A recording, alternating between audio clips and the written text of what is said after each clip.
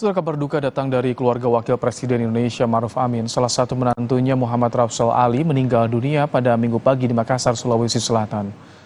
Almarhum Rapsel Ali merupakan suami dari putri keempat Ma'ruf Amin, Siti Nur Azizah. Anggota DPR fraksi Nasdem ini meninggal saat berada di Makassar, Sulawesi Selatan. Almarhum mengembuskan nafas terakhirnya saat menjalani perawatan di Rumah Sakit Grestelina, Makassar.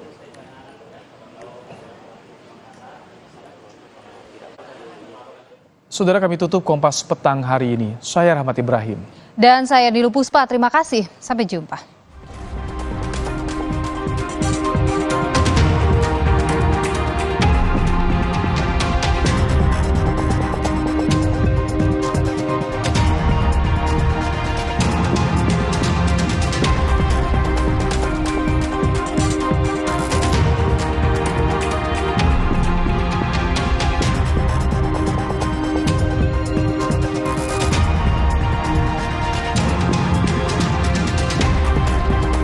Terima kasih Anda telah menyaksikan Kompas Petang.